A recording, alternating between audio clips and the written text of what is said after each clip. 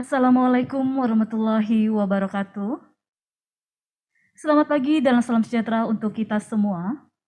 Yang terhormat Deputi Bidang Koordinasi Hukum dan Hak Asasi Manusia, yang dalam hal ini diwakili oleh Asisten Deputi Koordinasi Penegakan Hukum, Ibu Dr. Desi Mutia Firdaus.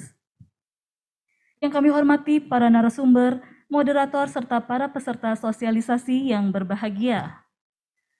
Selamat datang dalam acara Sosialisasi Sistem Penanganan Perkara Pidana secara terpadu berbasis teknologi informasi atau SPPTTI dalam rangka peningkatan pemahaman satuan kerja di wilayah dalam pengembangan SPPTTI guna mewujudkan penegakan hukum yang berkualitas dan berkeadilan.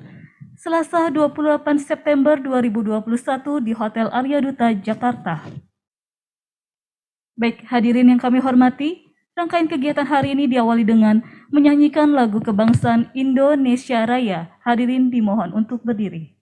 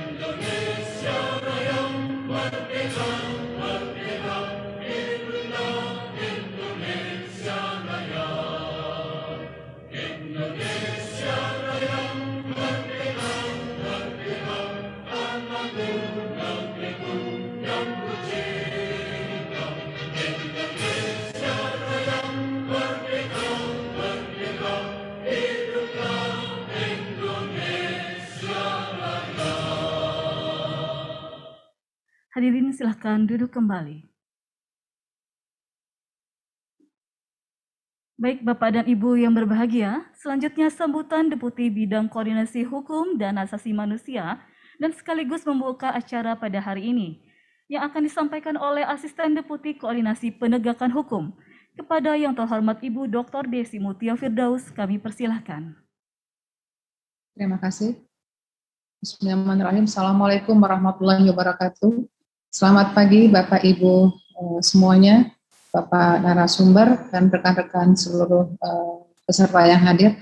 Mohon izin saya langsung menyampaikan sambutan dari Deputi Bidang Koordinasi Hukum dan HAM pada sosialisasi wilayah implementasi sistem basis data penanganan perkara tindak pidana secara terpadu berbasis teknologi informasi atau SPTTI.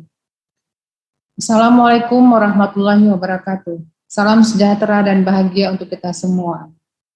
Yang sama-sama kita hormati para narasumber, Bapak Didik Farhan selaku Kepala Pusat Data Statistik Kriminal dan Teknologi Informasi Kejaksaan Agung, Bapak Dodot Adi Kuswanto selaku Direktur Teknologi Informasi dan Kerjasama di Jenpas Kemenkumham, Bapak Dewo Broto selaku Direktur Hukum dan Regulasi Bappenas, Bapak Chandra dari Badilum Mahkamah Agung, dan Bapak AKBP Fadli Widianto selaku Kasubag Janta Rabinops Nal Barreskrim Polri, serta seluruh peserta sosialisasi yang merupakan perwakilan aparat penegak hukum pada wilayah hukum daerah khusus Ibu Kota Jakarta, Jawa Barat, Banten, Aceh, Sumatera Utara, Sumatera Selatan, Sumatera Barat, Riau, Kepulauan Riau, Kepulauan Bangka Belitung, Jambi, Lampung, dan Bengkulu. Pertama-tama marilah bersama-sama kita panjatkan puji syukur kehadirat Allah Tuhan Yang Maha Esa, karena hanya berkat rahmat dan karunia-Nya kita dapat menghadiri acara sosialisasi sistem basis data penanganan perkara tindak pidana secara terpadu berbasis teknologi informasi tahun 2021 yang dilaksanakan pada hari ini Selasa 28 September 2021 secara daring. Apresiasi dan ucapan terima kasih yang sebesar-besarnya kami sampaikan kepada perwakilan dari komponen sistem peradilan pidana dan instansi yang terlibat dalam proses pengembangan sistem basis data penanganan perkara tindak pidana secara terpadu berbasis teknologi informasi yang selama ini terus berjuang untuk merealisasikan salah satu agenda besar paket reformasi hukum, yaitu mewujudkan keadilan dan kepastian hukum. Bapak Ibu yang saya hormati, sebagaimana diamanatkan dalam RPJMN tahun 2020 dan 2024, salah satu arah kebijakan dalam pembangunan hukum dan HAM adalah mendorong pengembangan SPTTI. Pengembangan sistem peradilan pidana tersebut diarahkan pada terwujudnya keterpaduan antar subsistem yang ada di dalam sistem peradilan pidana sebagai inovasi dalam rangka mempercepat dan mempermudah proses penanganan perkara yang transparan dan akuntabel. SPTTI merupakan salah satu fokus kebijakan pemerintah yang ditindaklanjuti dengan dikeluarkannya Perpres nomor 54 tahun 2018 tentang Strategi Nasional Pencegahan Korupsi, di mana SPTTI menjadi salah satu aksi yang diharapkan dapat menjamin ketersediaan, ketepatan, dan keakuratan serta kecepatan dalam memperoleh dan memproses data dalam rangka penegakan hukum yang berkualitas. Sejak Januari 2020, Ditjenpas Kemenkumham telah berhasil memanfaatkan data hasil pertukaran data, yaitu Surat Perintah Pelaksanaan Putusan Pengadilan atau P408, Berita Acara Pelaksanaan Putusan Pengadilan atau BA17 yang dikirimkan oleh Kejaksaan, dan petikan putusan pengadilan yang dikirimkan oleh Mahkamah Agung. Sementara itu, sejak periode Agustus 2021 ini, Kejaksaan juga telah berhasil memanfaatkan data surat perintah dimulainya penyidikan atau SPDP dari Polri dan petikan putusan pengadilan dari Mahkamah Agung. Hadirin peserta sosialisasi yang saya hormati, kegiatan sosialisasi ini merupakan rangkaian dari proses implementasi pengembangan SPTTI yang dimulai sejak penandatanganan nota kesepahaman tentang pengembangan SPPTI tertanggal 28 Januari 2016 antar 4 lembaga penegak hukum yang merupakan komponen dari sistem peradilan pidana, yaitu Polri, Kejaksaan, Mahkamah Agung, dan Kemenkumham, serta 4 kementerian KL lain yang terkait dengan rancangan keterpaduan sistem peradilan pidana, yakni Kemenko Polhukam, Bappenas, Kominfo, serta BSSN. Nota kesepahaman tersebut kemudian dilanjuti dengan pembentukan target pengembangan upaya implementasi SPPTTI tahun 2019-2020 untuk 212 satuan kerja tingkat Polres, Kejaksaan Negeri, Pengadilan Negeri, Lapas, dan Rutan, dan berlanjut pada tahun 2021 hingga 2022 pada satuan kerja tingkat Polda, Kejati, dan Pengadilan Tinggi. Sebagaimana target pengembangan yang ditentukan dan disepakati seluruh KL yang terlibat, pada tahun ini mulai mempertukarkan data tindak pidana umum, tindak pidana korupsi, tindak pidana anak, dan tindak pidana narkotika. Di samping itu, penambahan LPH yang terlibat dalam SPTTI ini yaitu KPK dan PNN. Dari semangat yang diperlihatkan para peserta maupun para narasumber pada hari ini, saya merasakan bahwa terdapat kemauan dan semangat para peserta untuk menata sistem manajemen atau sistem administrasi penanganan perkara yang terintegrasi dengan dukungan teknologi informasi. Tampak terdapat kemauan yang besar untuk mempermudah, meringankan, dan memperlancar tugas dan tanggung jawab aparatur di masing-masing komponen dengan tujuan untuk menjamin proses penegakan hukum yang dilakukan secara transparan dan akuntabel, dengan tujuan akhirnya adalah mewujudkan penegakan hukum yang berkualitas dan tercapainya tujuan pembangunan nasional.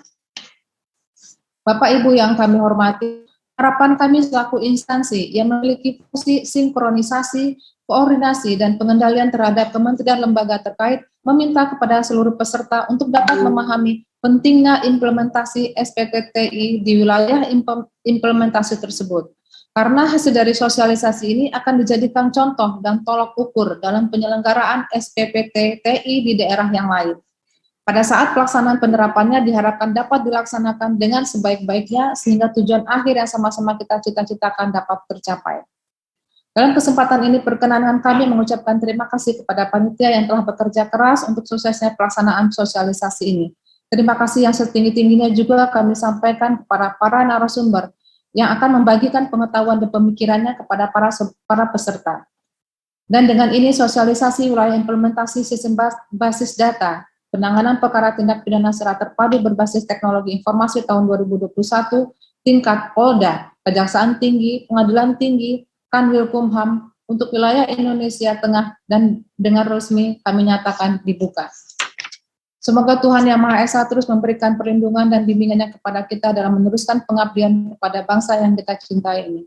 Terima kasih. Wassalamualaikum warahmatullahi wabarakatuh. Deputi Bidang Koordinasi Hukum dan HAM, Kemenko Polhukam, Dr. Sugeng Purnomo. Terima kasih. Baik Ibu, terima kasih untuk sambutannya. Baik Bapak dan Ibu peserta sosialisasi, sebelum kita memasuki ke acara inti yaitu pemaparan dari narasumber, marilah kita saksikan sejenak penayangan video singkat mengenai SPPT TI. Untuk itu selamat menyaksikan. Berkas perkara nyatakan lengkap. Kelengkapan kasus Jessica terlambat. Kira 2 berkas kasus Joko Chandra sampai ke tangan jaksa. Lapas terpadat kedua yang Undang-Undang Dasar 1945 mengamanatkan untuk mewujudkan cita-cita dan tujuan negara Indonesia yang merdeka, bersatu, berdaulat, adil dan makmur. Hal ini dapat dicapai diantaranya dengan memenuhi 3 nilai dasar hukum yaitu nilai keadilan, kepastian, dan kemanfaatan. Rencana Pembangunan Jangka Menengah Nasional RPJMN 2015-2019 mengagendakan reformasi sistem dan penegakan hukum yang bebas korupsi, bermartabat, dan terpercaya melalui pembangunan sarana dan prasarana berbasis teknologi informasi dalam manajemen perkara pidana yang terintegrasi, transparan, dan akuntabel. Penegakan hukum dan reformasi birokrasi juga menjadi salah satu fokus dalam Stranas Pencegahan Korupsi tahun 2018 yang diimplementasikan dalam aksi perbaikan tata kelola sistem peradilan pidana. Di tahun 2019, Presiden Joko Widodo kembali menegaskan terkait pemanfaatan teknologi informasi dan tugas aparat penegak hukum. Penggunaan teknologi yang mempermudah jangkauan ke seluruh pelosok negeri. Para penegak hukum, kepolisian, kejaksaan, KPK, penyidik, pegawai negeri sipil adalah menegakkan hukum. Visi terwujudnya Indonesia maju yang berdaulat, mandiri, dan berkepribadian berlandaskan gotong royong dalam RPJMN 2020-2024. Salah satu agendanya adalah memperkuat stabilitas Polhuk-Hankam dan transformasi pelayanan publik. Di dalamnya terdapat prioritas penegakan hukum nasional yang dilaksanakan melalui perbaikan sistem hukum pidana dan perdata dengan dukungan teknologi informasi di bidang hukum dan peradilan. Untuk menjalankannya, Kementerian Koordinator Politik Hukum dan Keamanan menjadi leading sektor yang bertugas menyinkronkan dan mengkoordinasikan perencanaan, penyusunan dan pelaksanaan kebijakan di bidang politik, hukum, dan keamanan. Peningkatan dukungan teknologi informasi di bidang hukum dan peradilan dalam rangka perbaikan sistem hukum pidana dan perdata dilaksanakan oleh Deputi Bidang Koordinasi Hukum dan Hak Asasi Manusia. Hal ini tertuang dalam Perpres nomor 73 tahun 2020 tentang Kemenko Polhukam. Merespon hal tersebut, diperlukan instrumen yang memadai untuk memantau dan memudahkan sistem pertukaran data dan proses penanganan perkara tindak pidana yang dilakukan oleh 4 aparat penegak hukum. 4 aparat penegak hukum telah memiliki aplikasi internal untuk mendukung tugasnya. Aplikasi e-manajemen penyidikan atau EMP pada kepolisian.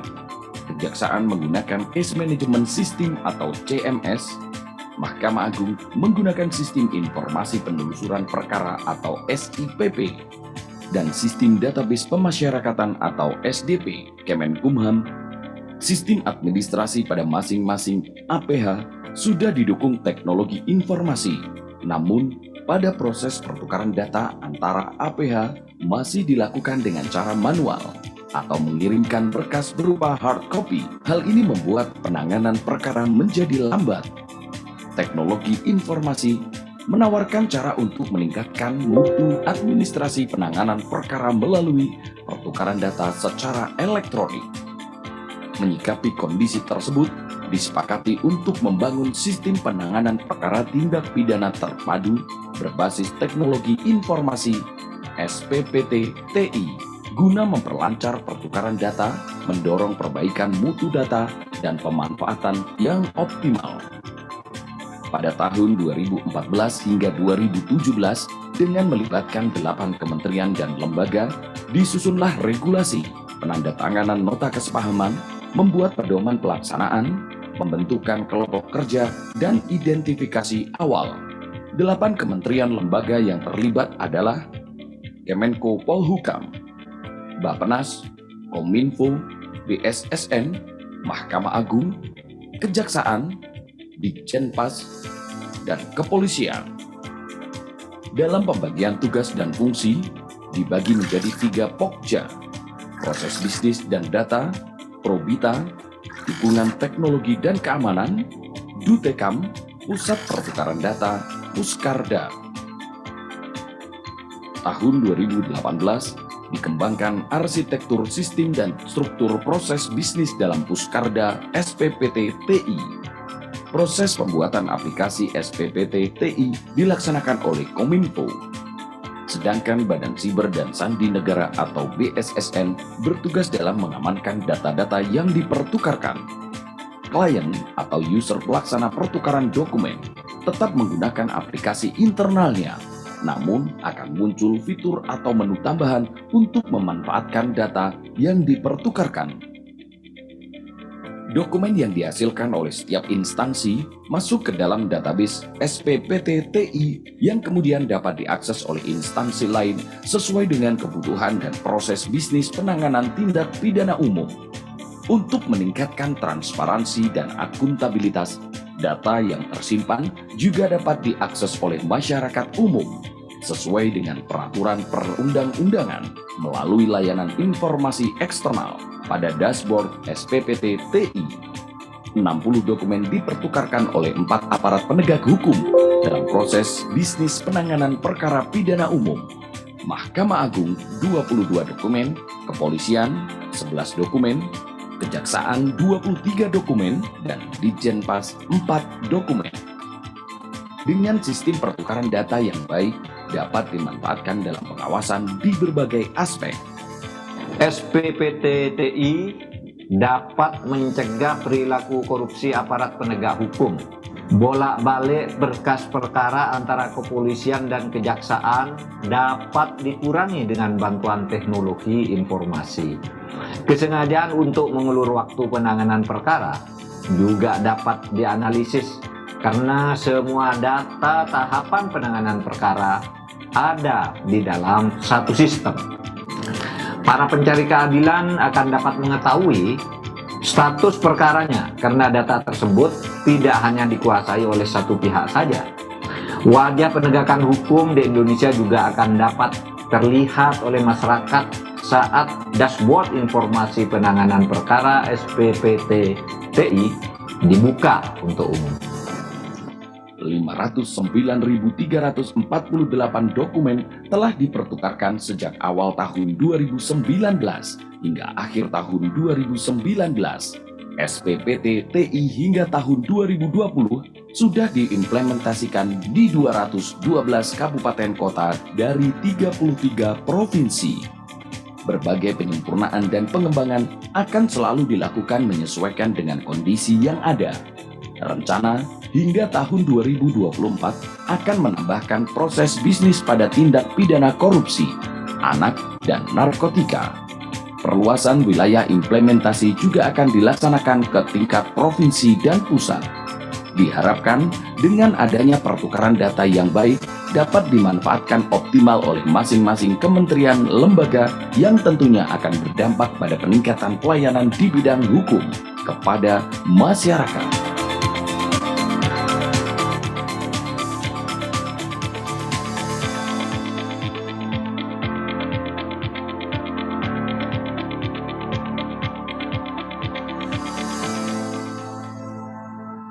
Baik, demikian video singkat terkait SPPT TI. Selanjutnya kita masuk ke acara inti, yaitu pemaparan dari narasumber. Narasumber kita pada hari ini adalah yang pertama, Bapak Didik Farhan, beliau merupakan Kapus Dakrimti Kejaksaan Agung. Yang kedua adalah Bapak Dodot Adi Kuswanto, beliau merupakan Direktur Teknologi Informasi dan Kerjasama Ditjenpas Kemenkumham. Yang ketiga adalah Bapak Dewo Broto, beliau merupakan Direktur Hukum dan Regulasi Bappenas. Yang keempat adalah Bapak Chandra, beliau merupakan Kasubdit Tata Kelola Badilum Mahkamah Agung. Yang kelima adalah Bapak AKBP Fadli Widianto, beliau merupakan Kasubag Jianta Robin Opsnal, Barreskrim Polri. Dan moderator kita pada hari ini adalah Saudara Lalu Ziad Ghazali, beliau merupakan analis bidang Polhukam di Kedeputian Bitkor Hukum dan HAM. Dan untuk selanjutnya seluruh rangkaian kami serahkan kepada Bapak Moderator, kami persilahkan. Siap, terima kasih Mbak Friska selaku pembawa acara. Assalamualaikum warahmatullahi wabarakatuh. Salam sejahtera bagi kita semua. Om Swastiastu, Namo Buddhaya. Yang terhormat Deputi Bidang Koordinasi Hukum dan HAM yang pada pagi hari ini diwakilkan Ibu Astep Koordinasi Penegakan Hukum, Ibu Dr. Desi Mutia Firdaus. Yang terhormat para narasumber pada pagi hari ini, yang terhormat perwakilan Pokja SPPTI dari Kemkominfo, BSSN, KSP, perwakilan tim Stranas Pencegahan Korupsi, para konsultan Kemenko Polhukam, dan seluruh peserta sosialisasi yang hadir melalui daring pada pagi hari ini dari Satuan Kerja Lembaga Penegak Hukum pada wilayah DKI Jakarta, Jawa Barat, Banten, Aceh, Sumatera Utara, Sumatera Selatan, Sumatera Barat, Riau, Kepulauan Bangka Belitung, Jambi, Bengkulu, dan Lampung. Puji syukur kita haturkan kepada Tuhan Yang Maha Esa karena rahmat dan hidayahnya kita dapat berkumpul pada pagi hari ini dalam rangka melaksanakan sosialisasi SPPT TI tahun 2020 untuk wilayah Barat. Mohon izin perkenalkan saya Ziad Rahman Ghazali pada pagi hari ini selaku moderator. Dapat kami sampaikan bahwa kegiatan sosialisasi pada hari ini adalah untuk tingkat Polda, Kejati, Pengadilan Tinggi dalam rangka pengembangan dan implementasi SPPT TI tahun 2021. SPPT TI sendiri merupakan sistem yang dibangun dalam rangka mengintegrasikan data penanganan perkara antar lembaga penegak hukum, yaitu Mahkamah Agung, Ditjenpas Kemenkumham, Kejaksaan, dan Polri. Perlu kami sampaikan juga pada saat ini SPPTI merupakan salah satu program prioritas nasional tahun 2020 hingga tahun 2024 dan salah satu aksi pencegahan korupsi tahun 2021-2022. Agar tidak berlama-lama lagi dan efektif waktu pada hari ini, kami persilakan kepada para narasumber yang merupakan perwakilan lembaga penegak hukum tingkat pusat untuk memberikan pengetahuan dan paparannya terkait dengan SPPTI. Adapun narasumber kita pagi hari ini, yang pertama Bapak Didik Farhan selaku Kepala Pusat Data Statistik Kriminal dan Teknologi Informasi Kejaksaan Agung. Yang kedua Bapak Dewo Broto selaku Direktur Hukum dan Regulasi Bappenas. Yang ketiga ada Bapak Nanang selaku Kasubdit Data dan Informasi Ditjenpas Kemenkumham. Yang keempat ada Bapak Chandra selaku Kasubdit Tata Kelola Badilum Mahkamah Agung, dan yang terakhir ada Bapak AKBP Fadli Widianto selaku Kasubag Jianta Robin Opsnal Barreskrim Polri.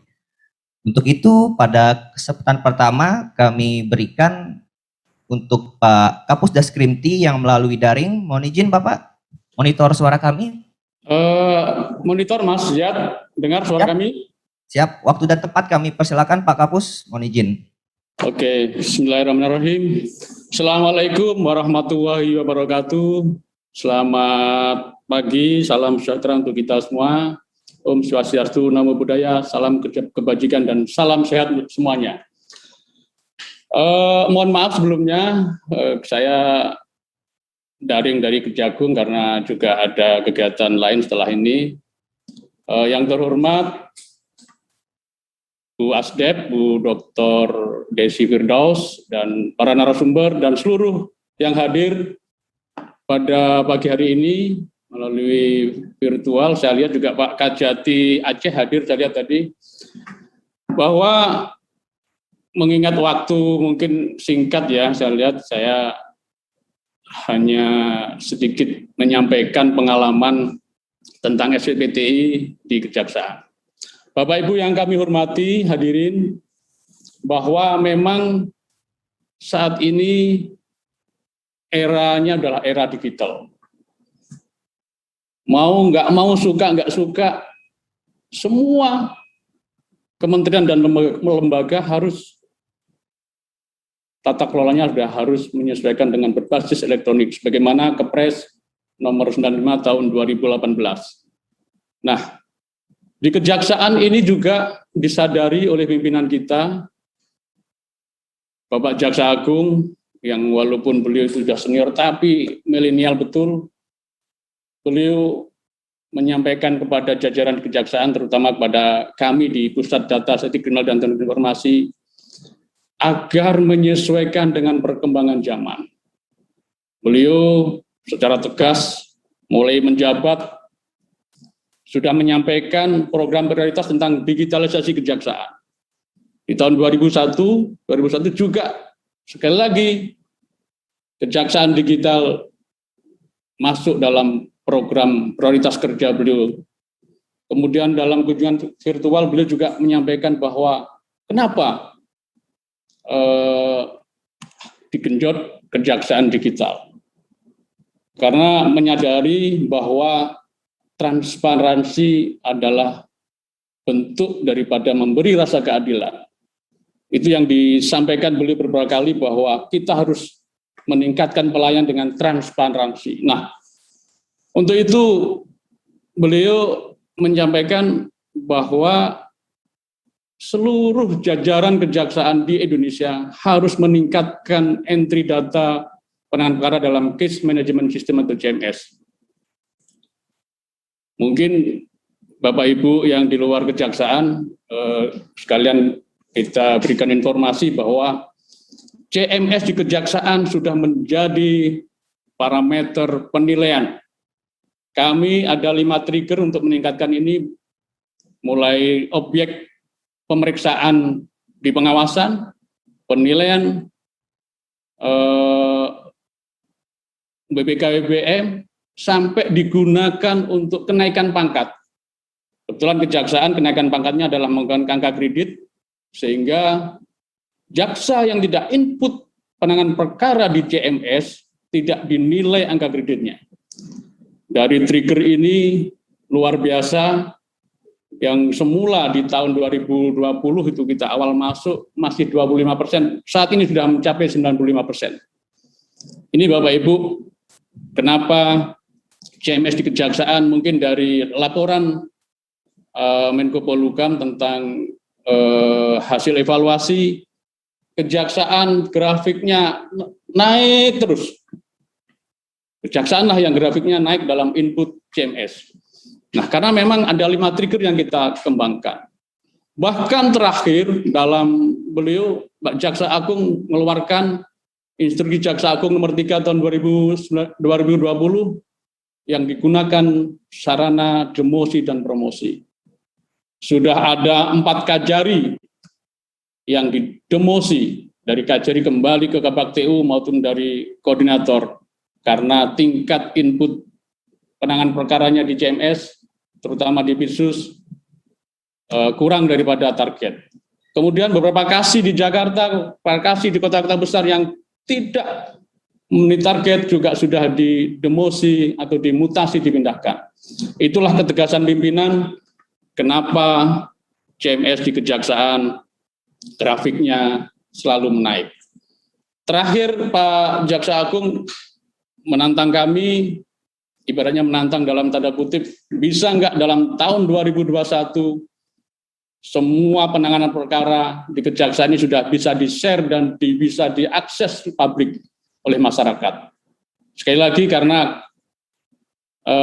transparansi adalah bentuk keadilan pelayanan kejaksaan. Nah, menjawab ini di tahun 2021 kemarin, CMS sudah kita buat CMS versi publik yang dapat diakses oleh masyarakat dan masyarakat bisa tahu seluruh tahapan penanganan perkara yang ditangani kejaksaan di seluruh Indonesia.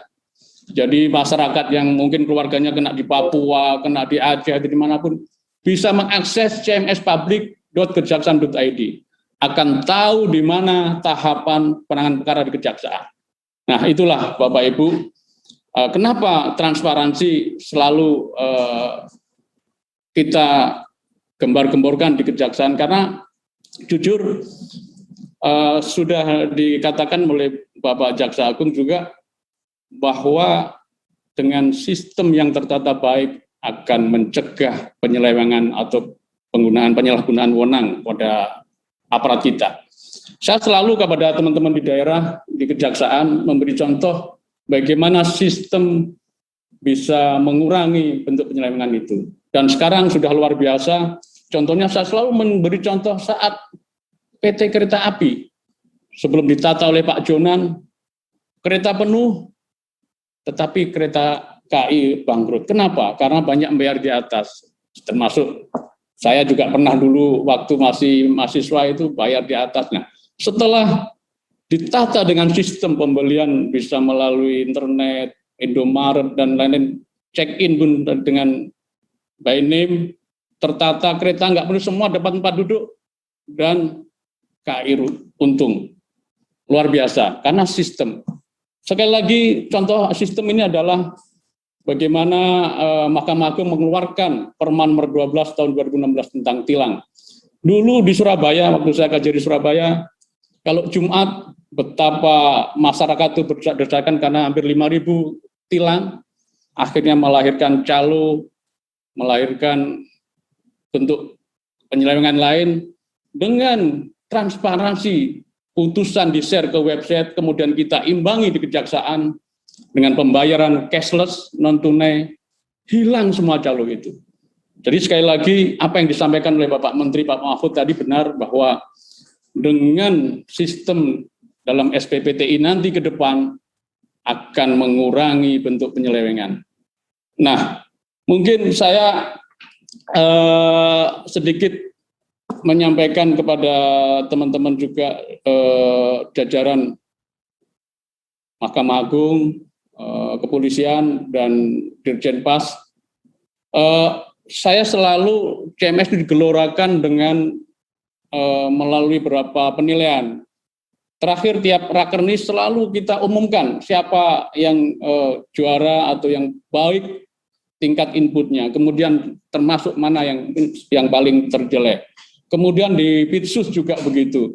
Nah, terakhir nanti kami juga akan mungkin sekali lagi akan setelah input ini akan menilai yaitu pertukaran data atau pemanfaatan data. Karena kalau hanya input tidak ada pemanfaatkan, itu akan mubazir itu dibangun. Apalagi setelah mendengar tadi Bu Desi Firdaus menyampaikan bahwa Dirjen Pas sudah menggunakan seluruh data kami, WA17 yang sudah kita input maupun P48 sudah digunakan luar biasa itu teman-teman. Dan Kejaksaan sudah mulai sekarang akan memanfaatkan SPDP yang dikirim di SPPTI, termasuk juga putusan yang sudah diinput di SIPP. Nah, ini juga akan kita sekali lagi kalau indikatifnya sudah sampai 95%, kita akan lombakan lagi di Kejaksaan tingkat pemanfaatan atau pertukaran data. Karena sekali lagi memang untuk mempercepat ini tiada kata lain harus dipaksa.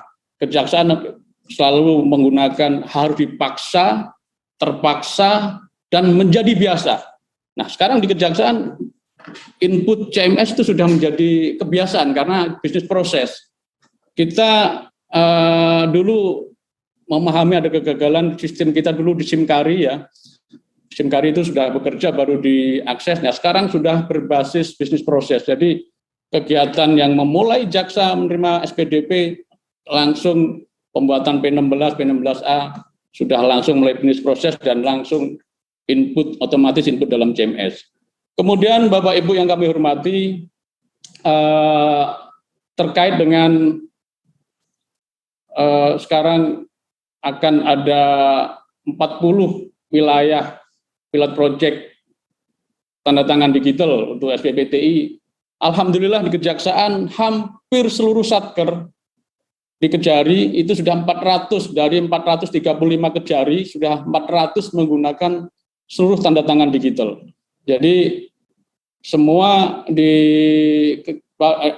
jajaran Kejaksaan sudah ada sistem persuratan dan disposisi elektronik atau CPD yang dari manapun teman-teman Kejaksaan ini dapat bekerja dari manapun, karena disposisi surat maupun penertanganan surat sudah dapat dilakukan dari manapun karena sudah berbasis elektronik. Nah, dengan demikian 40 proyek wilayah yang akan nanti dipakai tanda tangan digital, insya Allah kita tinggal mengintegrasikan antara CMS dengan CPD, karena CPD basis persuratan kita sudah dengan tanda tangan elektronik, sehingga kalau sudah terintegrasi insya Allah bukan lagi 40 tapi 400 satker di Kejaksaan sudah menggunakan tanda tangan digital. Jadi Bapak Ibu, untuk mempercepat tingkat kenaikan atau kepatuhan input CMS itu tidak ada kata lain, harus dipaksa. Nah itu Bapak Ibu. Dan di Kejaksaan sudah berhasil melaksanakan bentuk pemaksaan dalam tanda kutip itu, hasilnya dari 20% sekarang sudah 95%. Sehingga apa yang dikatakan pimpinan tadi, bagi kepala satker yang tidak dapat meningkatkan input datanya, minggir, kata beliau. Banyak orang yang ingin jadi Kajari, banyak ingin yang jadi Kajati. Kalau nggak mampu suruh minggir. Nah itu yang selalu disampaikan Bapak Jaksa Agung, yang membuat saya sebagai Kabus Daskrimti selalu semangat. Bahkan saya sampaikan pada beliau bahwa ke depan saya akan minta Bapak, kalau eksekusi itu tidak ada tanda, tidak ada QR code sebagai tanda bahwa P48 atau P17 sudah diinput di CMS agar ditolak oleh Dirjen Pas. Dan kami juga sudah diskusi sama Pak Jampidum ke depan supaya SPDP itu dari penyidik itu juga meningkat, dan melalui SPPTI kita juga sudah memberi rencana bahwa ke depan pengiriman SPDP itu tidak ada lagi manual. Kita hanya menerima SPDP berbentuk elektronik. Bahkan dalam Instruksi Jaksa Agung nomor 3 tahun 2020 itu sudah disampaikan di poin 10, ke depan itu penyidik siapapun ya, termasuk penyidik kejaksaan, termasuk itu ada di Bitsus, itu harus sudah memulai berkas perkara versi digital. Kenapa? Kenapa kalau kita sudah memerlukan versi digital? Belajar dari kebakaran di Kejaksaan Agung itu, habis seluruh berkas-berkas yang untung kita saat itu kebakaran seluruh dokumen pegawai itu sudah baru didigitalisasi oleh Daskrimti. Jadi masih selamat. Kemudian juga di daerah banyak lagi berkas perkara yang hilang. Ke depan dengan digitalisasi berkas perkara akan memudahkan, coba Bapak Ibu bayangkan kalau perkara Jiwasraya itu yang tingginya 1 meter itu, bagaimana majelis hakim itu membacanya? Sambil duduk susah, sambil berdiri nggak bisa, sambil tidur nggak bisa. Tetapi kalau sudah dalam bentuk digital, hanya di handphone, mau 1 juta lembar dengan tiduran bisa. Nah inilah, nanti ke depan Kejaksaan sudah memimpikan semua perkara dalam bentuk digital, sehingga dalam pelimpahan perkara ke pengadilan tidak memerlukan biaya lagi. Seperti waktu pengalaman kita di Kalimantan Timur, orang Tarakan menangani kasus korupsi untuk melimpahkan ke pengadilan tipikor di Samarinda aja perlu 2 kali pesawat. Bayangkan berarti pulang pergi 4 kali pesawat. Hanya melimpahkan saja membutuhkan anggaran tidak lebih hampir 10 juta. Nah, ini kan betapa beratnya ongkos penegakan hukum. Dengan teknologi semua bisa dipangkas. Tidak ada lagi manual karena cukup dengan aplikasi 0 rupiah. Nah, inilah Bapak Ibu sekalian sharing pengalaman di Kejaksaan. Sekali lagi karena waktunya terbatas, saya akhiri. Tadi ada 5 trigger dan pemaksaan input sehingga alhamdulillah grafik input Kejaksaan selalu meningkat dan target kami di akhir tahun 2021 ini sudah 100% semua karena perangkat di Kejaksaan sudah sampai ke cap jari sehingga tidak ada lagi alasan tidak ada perangkat. Dan seluruh jaringan di Kejaksaan juga sudah kita siapkan, internet di semua satker, dan insya Allah kendala-kendala untuk maintenance juga sudah kita siapkan agar mendukung SPPTI oleh Menko Polhukam ini. Sekali lagi, kecepatan transparansi adalah bentuk memberi keadilan kepada masyarakat. Mungkin itu aja kami dari Kejaksaan Agung. Salam untuk teman-teman APH di daerah dan salam sehat. Kita akhiri. Wassalamualaikum warahmatullahi wabarakatuh. Waalaikumsalam. Terima kasih kami ucapkan kepada Pak Didi Farham atas paparan yang sudah diberikan. Mohon izin Bapak mungkin sedikit mengutip dari paparan Bapak. Dipaksa, terpaksa, dan menjadi biasa.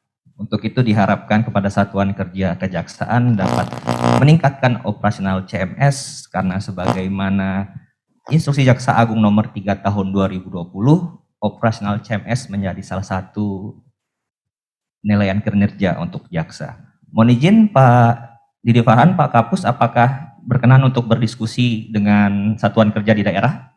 Silakan. Saya karena jam 10 lebih dikit nanti mau ke Datun jadi narsum juga. Silakan. Ya. Mungkin izin Bapak ingin memberikan waktunya untuk Satuan Kerja di mana? Kejati atau Kejari? Di sini ada Kejati Aceh, Sumatera Utara, sampai Jakarta. Silakan mau Kejari mana yang mungkin mau Aceh boleh. Mungkin dari Kejari Aceh, apakah monitor di Zoom?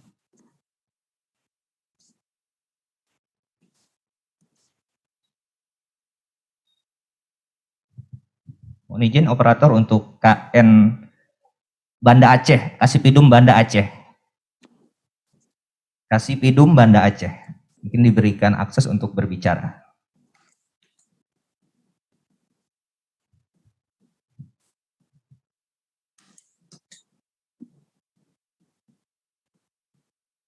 Itu mungkin Kejari yang ada mana? Siap Pak. Kalau operator kesulitan.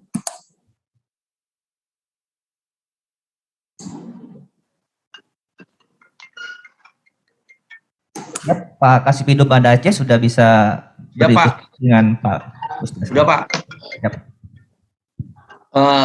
Kami Pak ingin kami tanyakan, kalau boleh Pak ya. Assalamualaikum warahmatullahi wabarakatuh. Mohon izin. Waalaikumsalam Pak Kapus.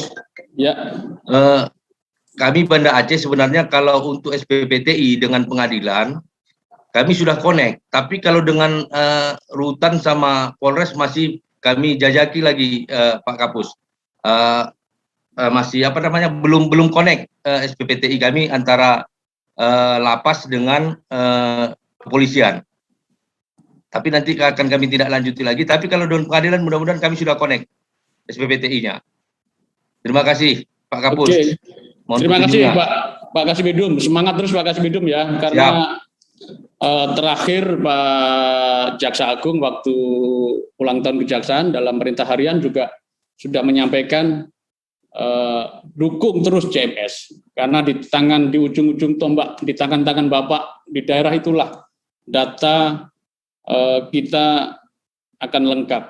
Sebagaimana ketahui kalau kita sudah seluruh data penanganan perkara Indonesia sudah ada menjadi big data, betapa memudahkannya pimpinan untuk menyiapkan data.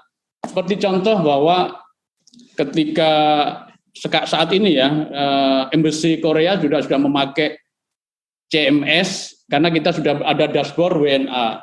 Jadi Embassy Korea juga selalu memantau dari manapun se-Indonesia, warga negara Korea sudah diketahui di kejaksaan mana, tuntutan berapa, tersangkut pidana apa, ada semuanya. Karena kita sudah transparan dan bahkan beberapa embassy yang ada menggunakan CMS ini sebagai parameternya. Termasuk mungkin Pusiknas juga alhamdulillah sudah kita berikan data SPDP se-Indonesia, karena ternyata SPDP Bapak Ibu dari penyidik itu seluruhnya hampir 100% sudah kita digitalkan dalam CMS.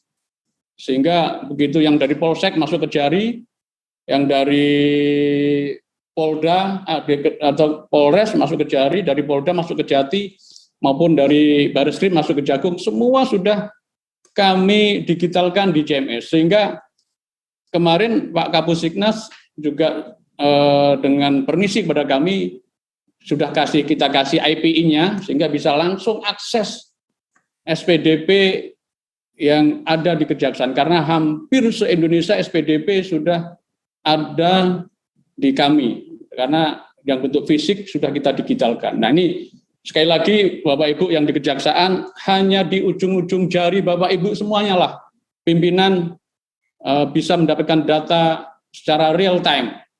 Terakhir misalnya kemarin ada permintaan misalnya Mas Menteri, Mas Nadiem, berapa guru yang tersangkut tindak pidana, hanya waktu 1 menit kami bisa sajikan, karena sudah ada dalam CMS, kita sajikan berbagai tadi berdasarkan pekerjaan dan semuanya. Itulah kehebatan daripada big data yang sudah ada dikumpulkan di CMS. Mungkin itu aja teman-teman di Kejari, lanjutkan dan terus input, dan sekarang eranya kalau kemarin input, setelah ini adalah pemanfaatan data, Mas Kasibidum ya.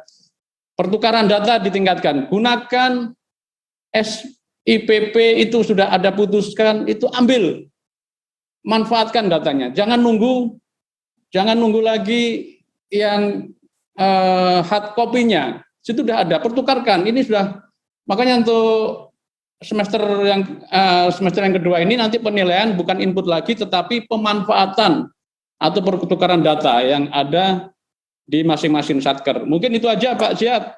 Terima kasih. Assalamualaikum warahmatullahi wabarakatuh. Waalaikumsalam. Terima kasih Pak Kapusdas Krimti atas paparannya dan diskusinya dengan Kejari di Banda Aceh. Kita berlanjut ke paparan selanjutnya. Kita persilakan kepada Pak Dewa Broto selaku Direktur Hukum dan Regulasi Bappenas. Waktu dan tempat kami persilakan Bapak. Mohon izin. Terima kasih Pak Ziad. Video matikannya dia. Yang terhormat Ibu Desi Firdaus. Kamu nggak bisa matikan. Penegakan Hukum Kemenko Polhukam. Yang terhormat Bapak para narasumber, Pak Nanang, Pak Chandra, Pak Fadli. Tentunya juga termasuk moderator Pak Ziad dan seluruh peserta sosialisasi SPP TTI hari ini. Assalamualaikum warahmatullahi wabarakatuh. Selamat pagi, salam sehat selalu untuk kita semua. Pertama-tama terima kasih atas kesempatannya untuk memberikan paparan terkait dengan SPP TTI ini. Jadi SPP TTI ini merupakan salah satu prioritas nasional yang tercantum di dalam RPJM 2020-2024 yang ditetapkan dengan Perpres 18 tahun 2020 tentang RPJM 2020-2024. Jadi Bapak Ibu bisa lihat di sini Bapak lihat di sini bahwa terkait agenda pembangunan nasional di dalam RPJM 2020-2024 ada 9 visi misi presiden, selanjutnya juga ada 5 arahan presiden dan dituangkan ke dalam 7 agenda pembangunan. Nah, salah satu agenda pembangunan di dalam RPJM itu adalah stabilitas Polhuankam dan transformasi pelayanan publik. Next. Nah, dari prioritas nasional stabilitas Polhuankam dan transformasi pelayanan publik itu dijabarkan ke dalam program prioritas, yaitu penegakan hukum nasional. Dan dari program prioritas penegakan hukum nasional itu dituangkan ke dalam 4 kegiatan prioritas. Nah, salah satunya adalah perbaikan sistem hukum pidana dan perdata. Yang menjadi prioritas adalah dukungan teknologi informasi di bidang hukum dan peradilan. Nah, inilah SPPTTI ini masuk dalam prioritas perbaikan sistem hukum pidana dan perdata, dan juga program SPPTTI ini masuk ke dalam penguatan sistem anti korupsi, yaitu penguatan implementasi strategi nasional pencegahan korupsi. Jadi ini merupakan salah satu aksi dari Stranas pencegahan korupsi. Dan ini yang tercantum dalam RPJM 2020-2024. Jadi Bapak Ibu sekalian, jadi perlu kami sampaikan bahwa SPPTTI ini akan menjadi prioritas sampai tahun 2024. Nah, tentunya nanti selanjutnya harapannya bisa jalan terus, walaupun nanti presiden sudah berganti. Jadi ini ke depan harapannya menjadi prioritas dan akan mempermudah kita untuk mempressing kasus yang perkara di dalam proses seperti itu. Nah, lanjut. Nah, ada beberapa isu strategis penegakan hukum. Ada isu strategis salah satu yaitu terdiri dari transparansi dan akuntabilitas penanganan perkara. Nah, harapannya SPPTTI ini bisa mengadres isu mengenai transparansi dan akuntabilitas penanganan perkara. Terus yang kedua itu kepastian terhadap status perkara ini, Jadi nah ini harapannya SPPTTI juga akan memastikan status dari perkara. Terus juga yang isu ketiga itu terkait dengan ketertiban dan perbaikan administrasi perkara. Dan dengan penerapan SPPTTI ini, harapannya administrasi perkara akan menjadi lebih baik, dan koordinasi antar APH. Jadi koordinasi antar APH juga masih belum optimal. Nah, ini ya tantangan buat kita terkait SPPTTI ini. Harapannya dengan penerapan SPPTTI ini, koordinasi antar APH makin optimal. Terus lamanya proses penanganan perkara yang menyebabkan overstay. Jadi ini yang terjadi di dalam pemasyarakatan, yaitu penyebab overstay ini karena lamanya proses penanganan perkara. Dan ini ditengarai menimbulkan kerugian negara. Oleh karena itu harapannya dengan penerapan SPPTTI dapat mengatasi isu mengenai overstaying ini, dan juga bolak-balik berkas perkara antara kepolisian dan kejaksaan ini yang tadi sudah disinggung oleh Pak Didi terkait dengan ini. Nah, kedepannya harapannya melalui proses bisnis SPPTTI harapannya kita bisa bertukar antar aparat penegak hukum, bisa bertukar data, terus juga mutu perlu ditingkatkan, dan juga pemanfaatan data juga sangat penting. Lanjut.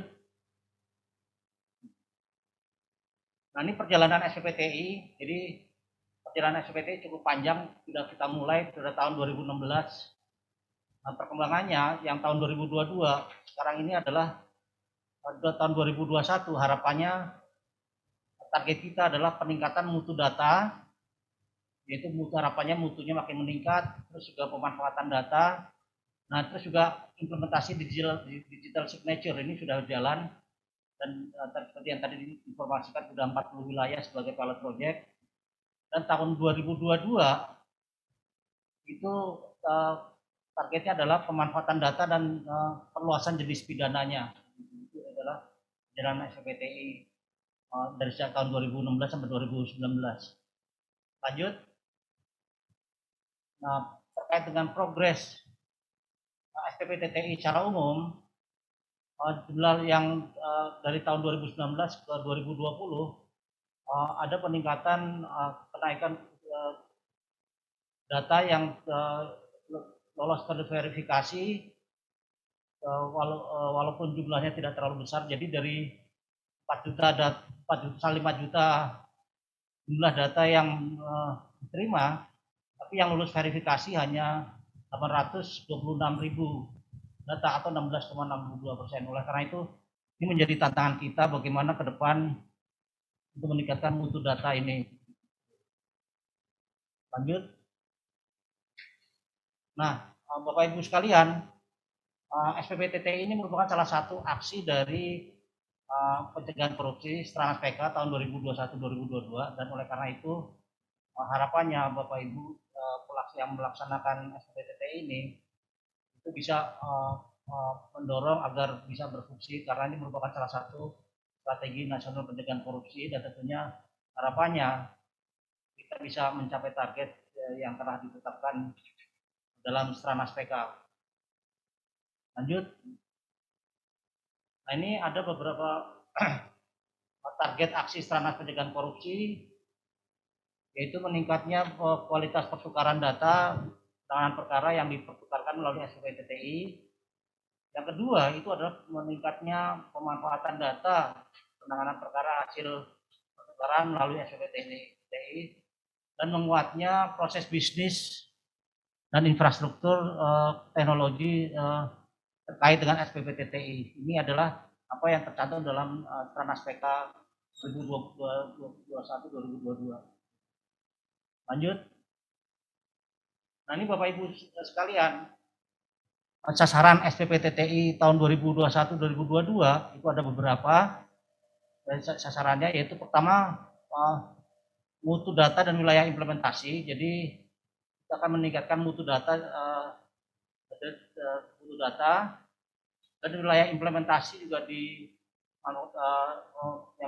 pemanfaatan data untuk 212 wilayah merupakan targetnya tahun 2021-2022.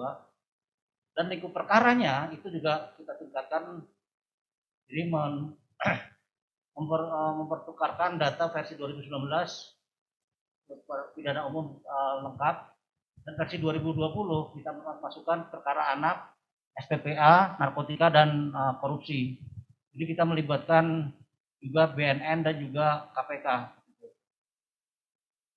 Terus pemanfaatan data dan operasionalisasi ini juga menjadi sasaran tahun 2021-2022. Itu pemanfaatan dokumen prioritas atau quick win, menyelesaikan fitur pelacakan perkara, serta fitur penelusuran perkara, terus juga mengimplementasikan enkripsi dan keamanan data, dan operasional dashboard yang tadi dijelaskan juga, dan MONEF.